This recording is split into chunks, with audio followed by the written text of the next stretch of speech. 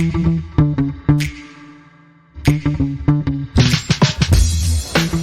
to Winning Hand, the podcast about Marvel Champions, one card at a time.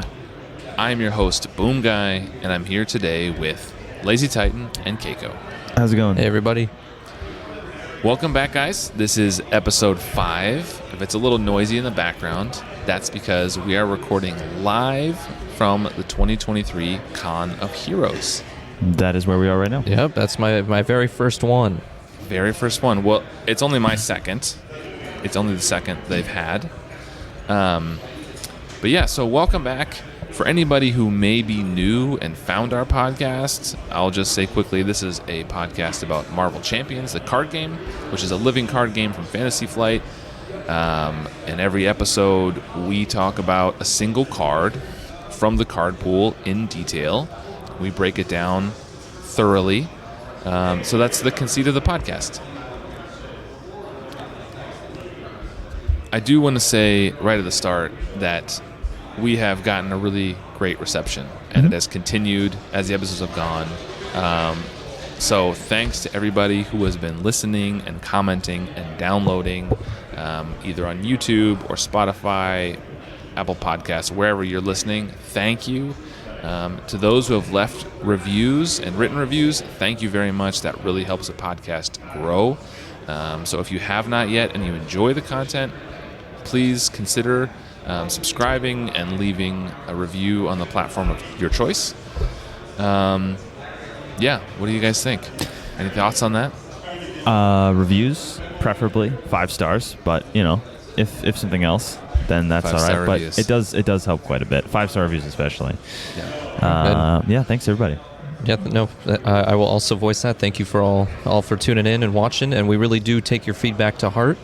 It's all constructive, and you know what? Just as similar as the card game itself is living, so is our podcast, and we will be sure to implement that as best we can. Yeah, exactly. This is a living podcast, so we're learning as we go. There's been some bumps along the roads, but I think it's getting better with each episode. Yes. So thanks again, everybody. Today, we are going to talk about a very special card that some people may not know. We're going to talk about one of the specific con cards that the Con of Heroes team put out for the con. So we're going to talk about that and break it down in detail. Before we get to that point, we are going to, as always, talk about what we've been playing. And why don't we start this week with Keiko? Do you want to kick us off? Yes. So as most of you would recall, our last episode was Wakanda Forever, and I expressed my excitement in that. Went ahead and tried it out. It's I'm still working with it, trying to build so far off of protection. I've went through, I think, about 2 different iterations so far. I'm still trying to find the right combo, and it doesn't help that with my 2 games, my draws haven't really been that great. I haven't been really getting any cards that I need to line up, but that's the game, right? That happens from now and then. It does. Yeah, I actually played some of the games with you. I think you played him in protection, and did you play him in another aspect, or did you only play him? I think it was just protection. The first time, so to be fair though, I was building him with protection cards that were available at the con, which are kind of your base level cards. Yeah. So there wasn't really a lot I could do with those cards in particular. So maybe that was really the bottom line issue. But still, in general, I was kind of having issues with his identity cards, drawing them, playing them. It didn't help that a lot of the scenarios we were playing had me discarding cards. So, but again, that happens. Yeah, I mean, I think, right, you're learning the hero, and I think you're learning a deck, and the more times you play it, really, the more familiar you get with it and what you should play when. So, yep. But yeah, like you said, we should mention at the Con of Heroes, they have what's called the Shield HQ, where they have a ton of cards available. Most of the cards they've ever made. Yeah, they have hero packs, they have the villain scenarios. Most scenarios, premier packs, and then huge stacks of cards from all 4 aspects that you can just take and build decks with. Yeah. So he built this deck on the 2nd day. So there were a lot of the best stuff was taken by then. So it was a lot of just the dregs of what was there. Yeah. So that was part of it. But it's really great. People go up and they grab a card, throw it in the sleeve for a deck they're using, and then they go back and they return them or they don't return them. You're free to keep whatever you have, but it's a really great thing to have at the con. So if you forget a card, a lot of people travel, but it's cool that you were able to build a deck off of that. Yeah. It wasn't optimized, obviously, but no, it worked out all right, and I think you leaned into the Retaliate of Black Panther. Yes. And it still was fun to play Wakanda Forever wherever I could. Yeah. That was still as exciting as it seemed when we did the episode. So, no, I don't regret it one bit. No, I think he's a solid hero. Lazy Titan, you want to go next? Drax. Drax is my favorite. My personal favorite deck of pretty much all of them is my Drax protection deck with symbiote suit and all the good stuff. Just readying yourself over and over again to do a bunch of damage. It's really good and it's really fun, and I have only so far played it at the con. I brought it last year and I didn't play it the whole year, and I brought it this year. So it's sort of becoming a staple I bring to the con to use for higher power scenarios. And we should say, for people who are new to the game, right, you're playing in protection, and Keiko was playing Black Panther in protection, but those are very different protection versions builds. of the protection aspect. Keiko's deck was much more about actually protecting, whereas the Drax protection deck mostly utilizes the defense cards to not die because you don't actually defend, and then using healing cards to keep yourself alive so you can keep doing damage. And then also protection has a lot of ways to ready yourself, which is also useful. Yeah. So it's mostly just using protection to not die rather than to defend, and then you just try and last longer than the villain and kill them, which usually works out. And Symbiote Suit really amps that deck up to 11. Without it, it's still a very good deck. You could try it, but if you have bought the Sinister Motives campaign and you have Drax, throw him in there. Throw the Symbiote Suit in there, and it'll double the power of that deck easily. Yeah, Symbiote so much Suit more leeway. is a divisive card. That we mention every time, but we'll talk about it at some point. Yeah. A testament to just how excellent it is as a card, no matter what you say, Boomer. It's the card, and I stand by that. What I think is really interesting about Symbiote Suit and the game as a whole is that when you come to conventions like this and you play with people that you've literally never played with, you get a different perspective of the game. I think a lot of us, we have a game group that's fairly static. I play with the same 8 or 10 people 90% of the time I play the game. And so, not that there's a meta game that develops, but I think we all kind of, maybe it is a meta game, I guess. We all kind of agree on the cards, Sort of personal right? pocket meta. Yeah, we have this hero's good, this hero's not very powerful, this hero's fun. And then you come to the convention, and people play heroes that I think, I see him pull it out at the start, and I think, I don't know about that. Or I see a card hit the table, and I think, that's probably not a great card. But they're using them in novel ways that I haven't thought of or I haven't done. And that's a really cool experience for me. It kind of refreshes the game in a way. It's always interesting to see people play cards that I have just written off in my mind. And that's one of the many great things about the con is the different perspectives and the different heroes. I've played every hero, but I don't play a lot of them often. So it's nice to see some of the people play these heroes that I don't play a lot. Like Rogue, I've only played once. I've seen her played quite a few times. Yeah. Out of Warlock's another one I don't play a ton that I've seen played a lot. A lot of those heroes that I don't usually see a lot of play, but are now being played at the con. I will say I think I've seen almost every single hero played this weekend. There's a few I haven't seen, but it's a very short list, I think. I haven't seen Iron Man. I saw Iron Man. I have not seen Spider-Gwen.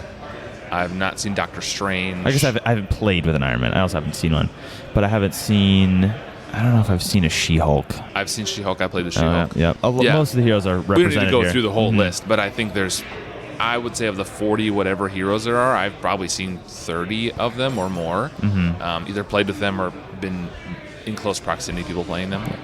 So, speaking of playing, I've been playing Vision, and I talked about Vision before. He has become one of my favorite heroes to play. I generally play him in a protection build with pinned down to kind of stop minions, but I also swapped him out this time and built a new leadership build with him around air supremacy and aerial characters. That wasn't as successful, my first draft at least, but he is great for me. And one of the things I wanted to highlight about Vision, because I've talked about him before, is his card called Phase Disruption, which is a 2-cost event card that allows you to confuse the villain, and you can discard a villain attachment that has the hero text or the text That has a hero response on it. Correct. Hero response or hero action. So there's a lot of attachments that you have to discard resources or exhaust your hero to get it off, like Ronin's universal weapon or the ivory horn from Rhino, etc. Whatever it is. Osborne tech if you're playing with those. That came in handy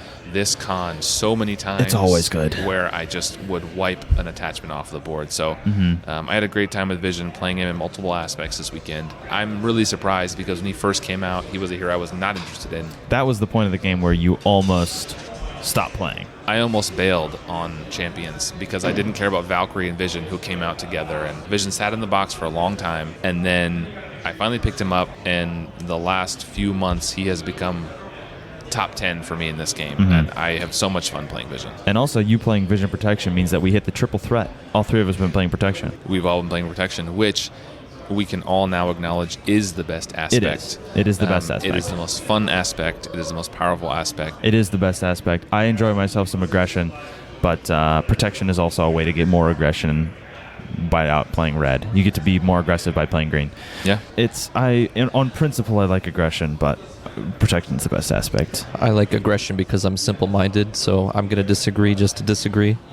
Yeah. I just like to punch, and then that's my turn. Well, aggression is the only aspect, not the only aspect, but its primary purpose is to advance the game state, right? We've talked about that before. Thwarting, primarily Justice's job, will keep you from losing the game, because that's the main scheme. And Protection will keep you from losing the game because you don't die. But aggression ultimately is how you win the game. You have to defeat the villain, so you have to have some damage. So that's the only one that's really advancing the game state. If you play no aggression in a game, your game just takes longer. But that's where I come in, because I get to play aggression in any aspect. So no matter what aspect we're playing, I'm doing as much damage as I can. And I really think that is another testament to the game's design, that there are various archetypes in the different aspects. So that's all really great. So before we talk about the card of the day, I wanted to add a segment because we're at the Con of Heroes, and I wanted to talk about the different events that we went through at the con. So people who were not here, who couldn't make it to the con, who couldn't get to Minneapolis, people who didn't make it to Minneapolis this year can still kind of experience or hear what it was like. And hopefully decide to come next year. Yeah, hopefully you come next year. I would say it's a great time. We can have final thoughts on the con overall at the end. I'll save those. Thursday night, the Marvel Champions Monthly hosted some people at the hotel where there's a block of rooms near the convention center. And there was people playing games in the lobby for all hours of the night. Yep. I showed up in the early evening and played until 10 10:30 or yeah, something. And when I left, and there was people playing till after midnight, I heard, the next day. So that was kind of informal. But the con officially started Friday morning, and we all showed up. And there was two big events on Friday. The first was the big Magneto event that we all did together. So in the Magneto event, we were essentially into little groups, and we were all played Magneto, the villain, pretty much as he is in his normal scenario. And there was a fun little wrinkle. Which is, because Magneto, if for those who haven't played him or need a refresher, he has 4 schemes that you have to beat that restrict how much damage Magneto can take. And if once you beat all 4 schemes, you can kill Magneto. And before you beat all 4 schemes, you can't kill him. You can't take enough damage. So every time you would beat one of those 4 schemes, you would go to a table to your left or right and tell them to remove a magnet counter, which is from their main scheme, and they would get a counter off. We were having a huge impact on other tables, but it was just like a nice little bonus you could hand out to the tables when you got it. So, thoughts on the Magneto scenario? Magneto's a fun scenario. He's a little tricky, so you have to bring the right decks to bring some decent power to him. But we played Magneto. It was a super fun one. Magneto is it's a very good encounter set and it's a good one for an event. And then the magnet counters was fun. It didn't matter that much, but it was fun to just be like, hey, you guys have a magnet counter, get rid of it. It was well done to just like pass to the next table. And then most people were done pretty quickly too. It was just a big Magneto festival. Everyone fought Magneto at the same time with whatever encounter sets they wanted to, so everyone's game was a little bit different. Some people were playing with more player counts. Yeah, it was fun. I think it was a good start to the con overall, and I think that's the thing. It's kind of winding up to the more exciting events. I do like thematically how it was kind of playing on this magnetic field, it was kind of speaking to each other, to the tables next to you. I thought it was interesting that you can only do so much damage per side scheme that you had to advance. But no, it was a good way to start the con, I think, to get everybody kind of getting into it, speaking to each other, to interact with each other before getting into the more bigger events. Yeah, and I think, so before we talk about those bigger events, it is important, I think, to reiterate again, because we are kind of a new podcast, that Keiko, you are pretty new to the game.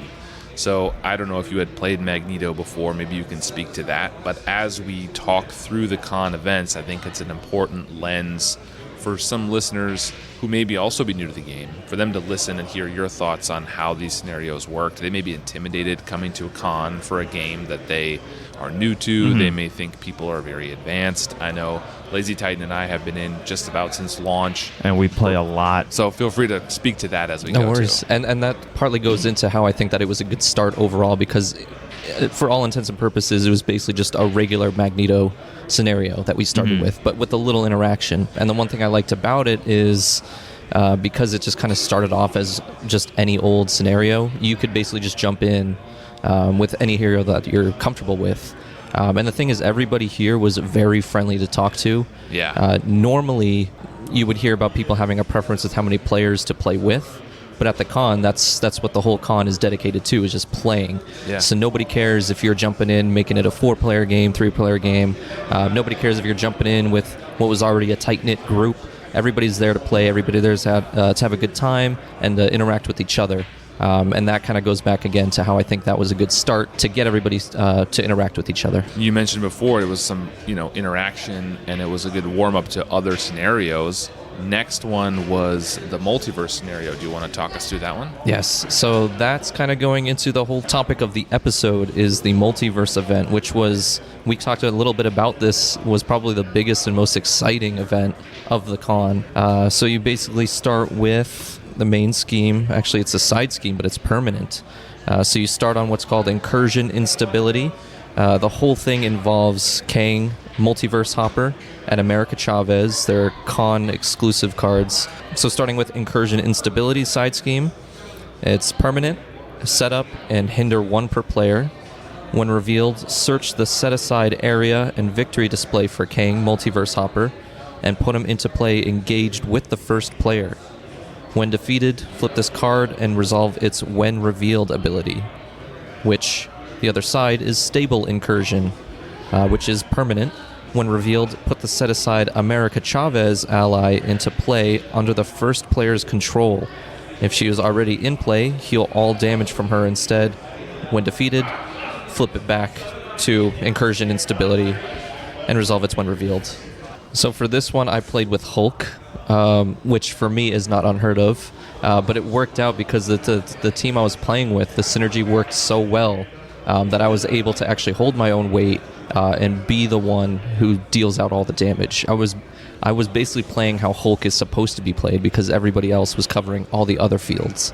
I don't remember who I played with this You played scenario. Vision. I was there. Okay, Because Vision. I remember because you put pin down on the Kang Multiverse Hopper, That's and right. it removed part of the problem from the equation. That's right. I think I was playing... I don't remember. You might have played War Machine. I might have played War Machine. I built a War Machine deck for the con that's become one of my favorites. Yeah. My favorites at the con. It was very fun. So I will say, since Keiko kind of introduced the side scheme, the double-sided side scheme that flips back and forth, there are 2 other cards that are linked to it. One is the Kang Multiverse Hopper. He has a 1 scheme, 2 attack. He's tagged with Elite and Temporal. He has 4 per player hit points. And his text says, the players cannot win while this card is in play. He has Steady, Villainous, and Victory 1. And when defeated, you deal 1 damage to America Chavez and deal the first player an encounter card. The America Chavez card is a 2-thwart, 2-attack ally. She has 4 hit points. She is traded with A-Force and Avenger, and says the first player controls America Chavez. She does not count against her ally limit, cannot have player cards attached, and cannot be healed by player card effects. When defeated, set America Chavez aside out of play. So the Incursion Instability card is interacting with these 2, and the idea is to simulate Kang kind of floating through the multiverse. Hunting down America Chavez. Exactly. And how that worked at the convention is that we were interacting with other groups playing the game. So many of the cards in this encounter set, the Have minions, the multiverse treacheries, and the side schemes, they have multiverse effects. Which lets you Basically, it does something for you. Sometimes it's bad, sometimes it's good, and then you walk over to the next table and show them the card and tell them to do whatever. Give America Chavez a tough card. First player draws a card or gets a damage off an ally or whatever. And then, yeah, some of them are treachery, some of them are minions, and then you would just pass them out to other players. And like sort of set up by Magneto where you're kind of giving out to someone else. It was a fun way to simulate hunting, Kang hunting America Chavez.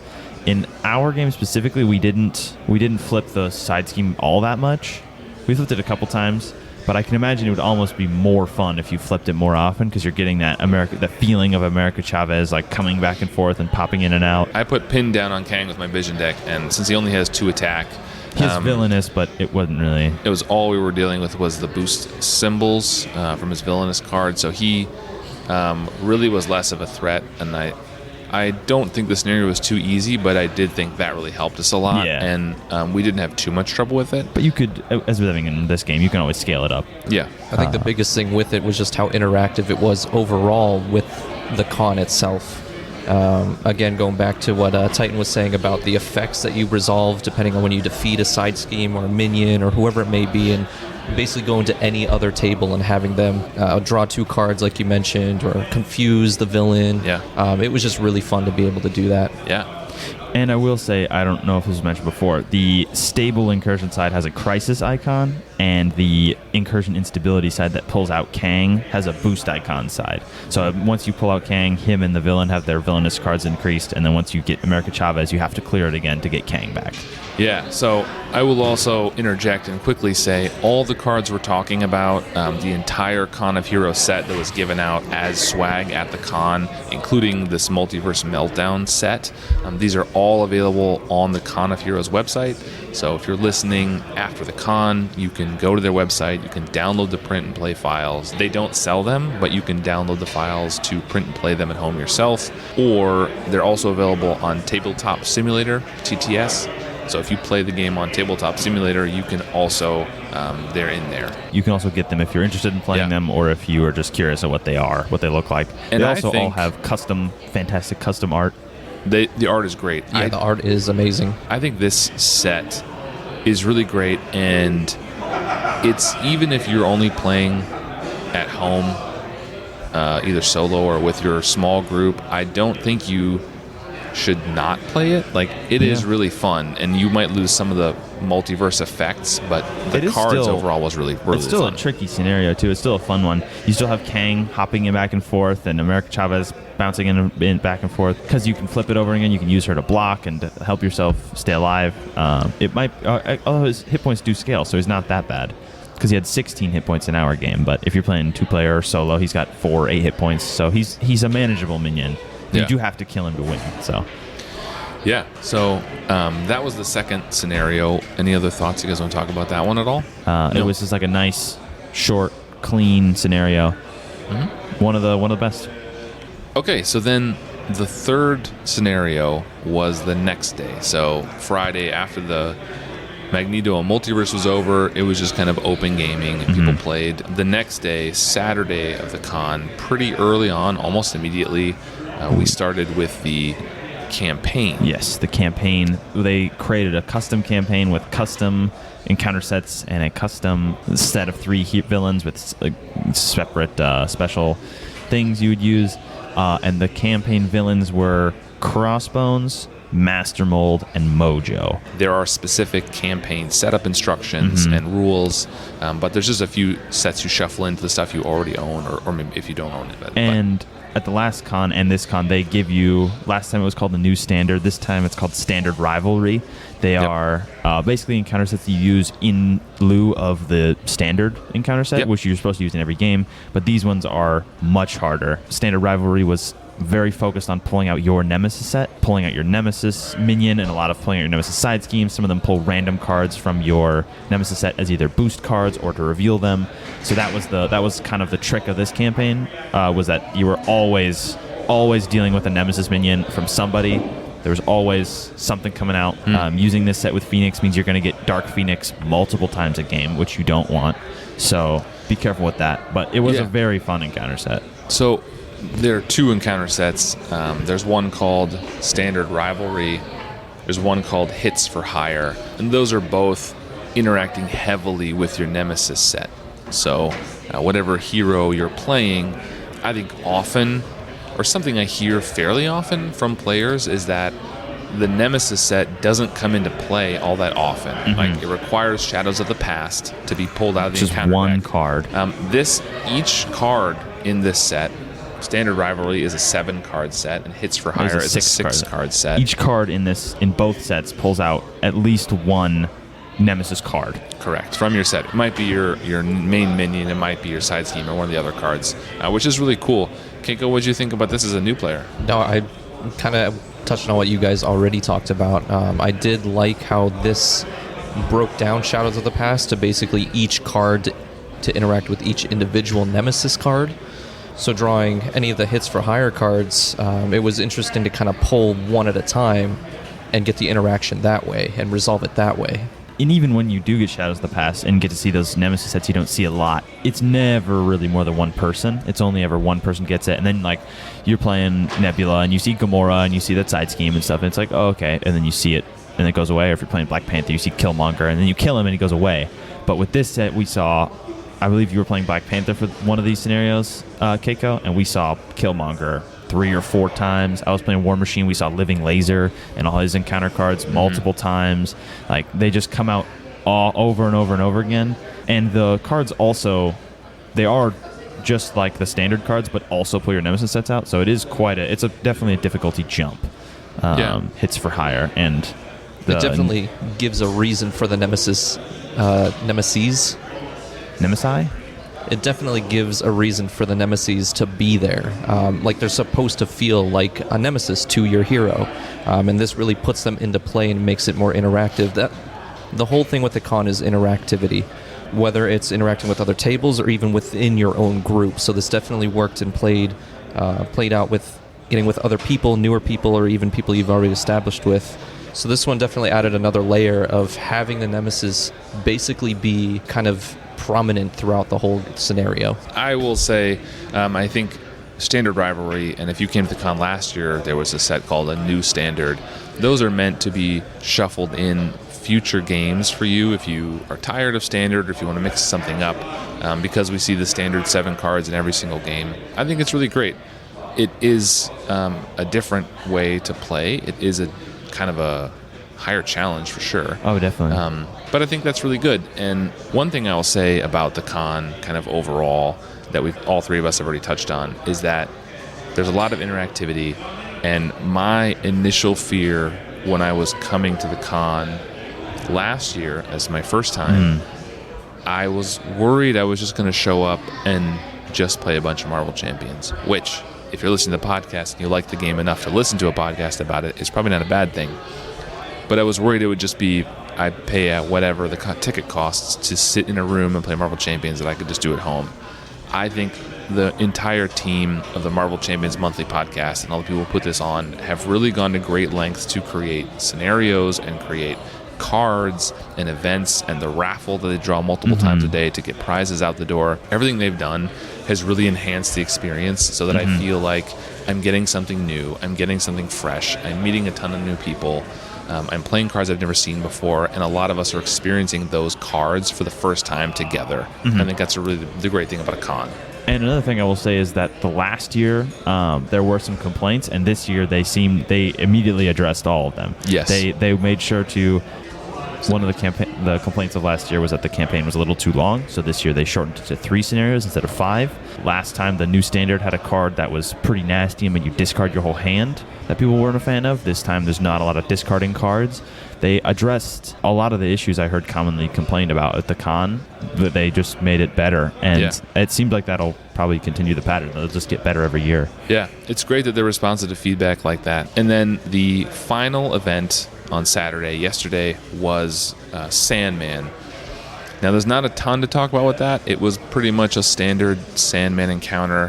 One of the Marvel Champions Monthly crew, Addercop, was walking around and he was telling jokes or puns, and the idea was that if he could get you to laugh or respond in some way, that would force you to put a sand counter onto the city streets. Sand jokes and sand puns. Yeah, specifically he was telling sand come jokes. around and tell sand jokes, and if anybody reacted in any way, you would get a sand counter on city streets, which is one of Sandman's main mechanics.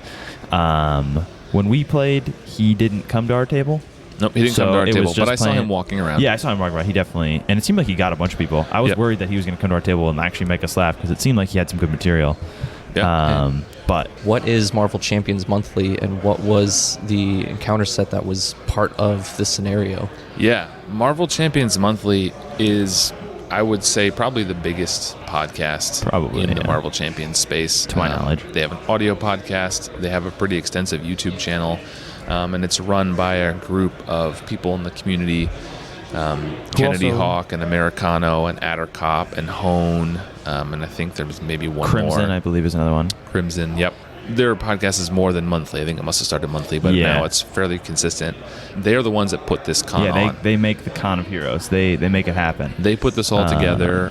They organized it. They designed the encounter venue. sets. They designed the cards. They get the swag for the raffles. So it's really great. So if anyone's listening to this and doesn't know who Marvel Champions Monthly is, please go give them a listen. Yeah. Give them a follow. It's worth your time. They make great stuff. And all the Con of Heroes website is also run by them. So all this stuff is print and play from them. Yeah. So highly, highly recommend their podcast. Thank you for mentioning that.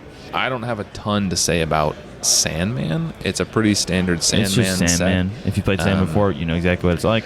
Yeah. When Sandman first came out in Sinister Motives, I thought he was really novel and I liked playing him. Mm-hmm. Each time I have played him, I like him a little bit less. That's just me. I find the indirect damage shtick gets old. So that's just me. I've probably played it, I don't know, 20 times. So I think at some point it's just worn thin for me, but it is a good, well-designed scenario. It's a good, well-designed scenario. And when we first played it, like you said, it was very cool to be like, oh, like this is addressing like the chump blocking thing, because a lot of the power of allies is that you can throw them in front of attacks and then they don't take any damage. But Sandman stops you from doing that because 2 of his forms, stage 1 and 2, have indirect damage, and his 3rd form gets overkill on all his attacks. And so that's like a big part of Sandman is you can't block with allies. To me, he sort of feels like a Collector 2.0, and Sandman sort of does a way more fun version of that, which is that he just stops you from blocking with allies, which I like because allies can become really powerful. And I don't know if I've mentioned before, I don't like playing allies often, but I think that Sandman often becomes kind of a grind where you're just like have allies out there who can't do anything, and they have like 1 or 2 attack, and it's not really worth using them, but it's also not worth chump blocking, and they're kind of just there, and then you're just taking like 2 damage a turn and surging streets and burning through the encounter deck, and it's a little slow.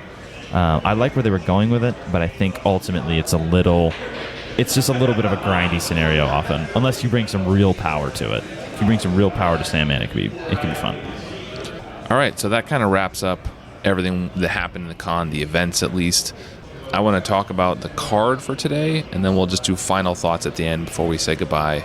But today, the card we talked about is a 2-sided side scheme that is part of the Multiverse Meltdown set. We talked about the Incursion stability side and the stable Incursion side. I'll read the text again just to refresh if you've gotten this far. The side scheme starts on Incursion instability. It's a permanent, it's a setup card, and it has hinder 1 per player in addition to the standard 2. When revealed, search the set-aside area and victory display for Kang Multiverse Hopper and put him into play engaged with the first player. When defeated, flip this card and resolve its when revealed ability. It adds 1 boost icon. So then on the other side, it's called Stable Incursion. It's a permanent, and when revealed, you put the set-aside America Chavez ally into play under the first player's control. If she is already in play, heal all damage from her instead. When defeated, flip this card and resolve its when revealed ability. Obviously, it interacts heavily with Kang, Multiverse Hopper, and America Chavez. We read those cards earlier, and I'm not going to read them again because it's not about those cards. You can rewind if you want to. This was kind of the main crux of the multiverse scenario. So like always, we'll kind of come at this card from all different sides. The first thing we always talk about is art. Keiko, take us away.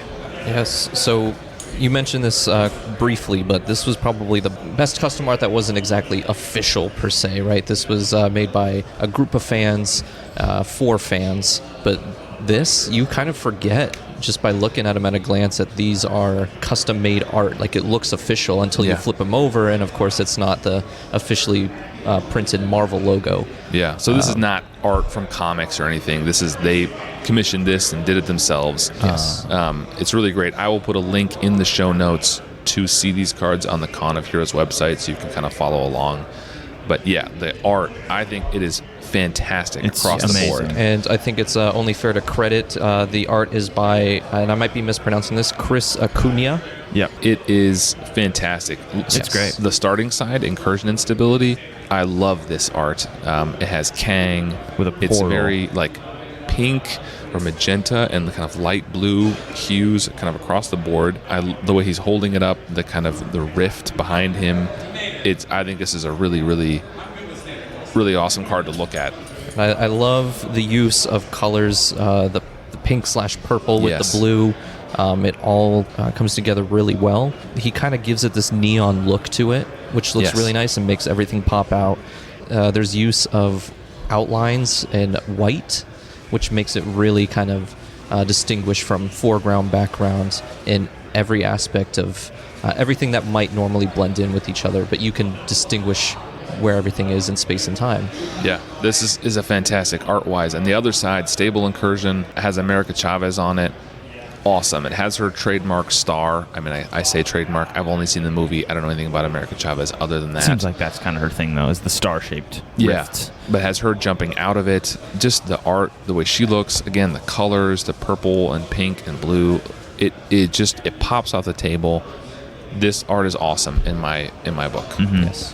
One thing I would like to add about the Unstable Incursion is that Kang himself has sort of an interesting color palette, and I think it's great that the artist made the Kang almost secondary in the picture because his rift behind him is so neon and cool, and you can see his city behind him. His like weird green and purple and blue thing is done really well. It looks really good, and also it's sort of like a secondary thing you look at, and then it is also beautiful. The thing I love in particular about this art, I'm going to touch on both Incursion Instability and Stable Incursion. They both are basically parallels to each other in color scheme, in framing.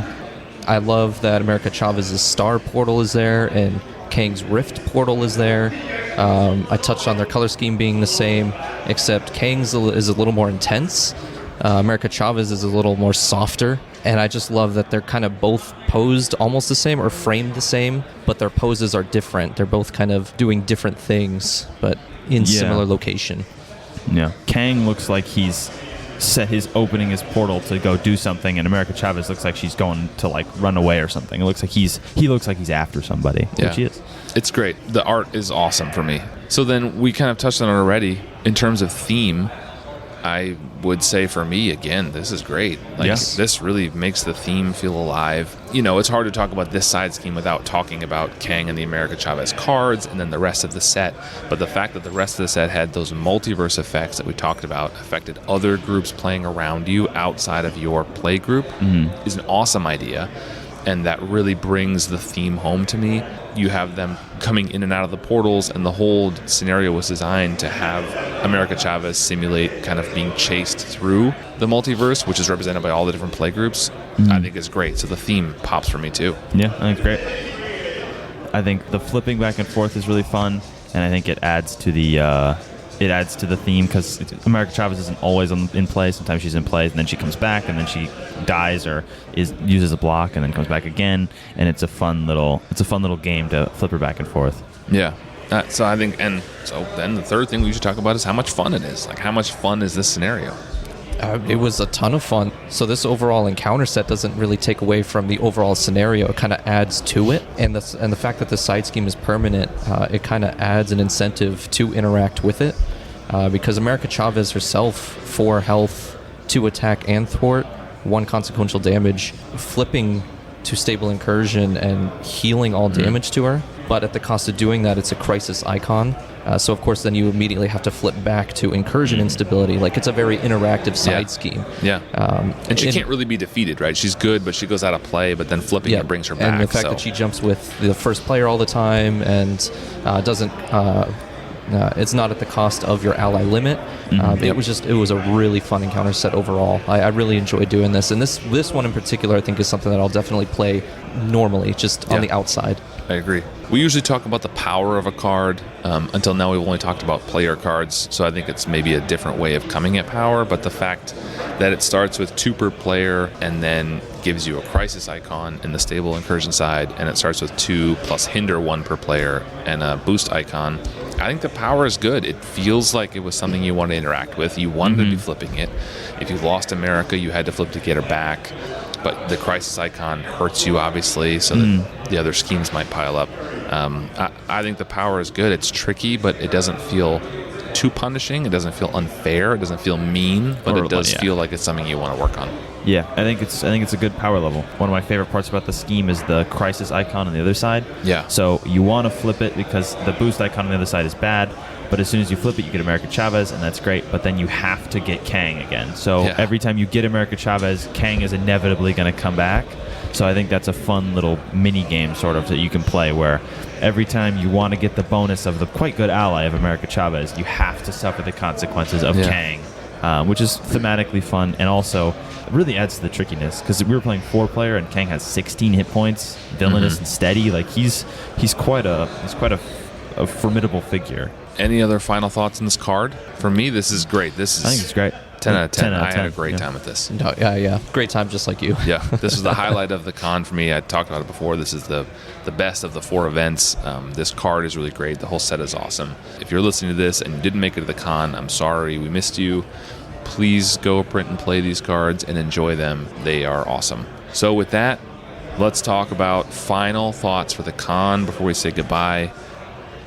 Okay, well, once more, I had a lot of fun. I think this was a very welcoming con. I'm not sure if it's intentional for the con to be welcoming specifically to new players, to kind of cater toward them, it felt like. None of these encounter sets felt like they were destroying the game for me as a new player. Everybody was very welcoming in their groups themselves. The raffle was really fun. Even if you didn't win anything in the raffle specifically, they still gave you a little prize to give that inclusivity. It was just, I had a ton of fun with it. Yeah, I think the con was great. I went last year, and so did you, Boom Guy. We both went last year, and I had a ton of fun there. And I think this con is everything like the last one, but better. It just improves, and I imagine it will keep improving. The scenarios they picked for the con or for the campaign were fun. The Multiverse event was the highlight. It was a great one. Magneto was also really fun. The magnet counters was super fun to do. Magneto's just a fun scenario, and I'm glad they did more events. And they also stepped up their game. They just improved upon the stuff from the last one. It's also always super fun to just play Marvel Champions. Yeah, just good to play out there, play with a bunch of new people.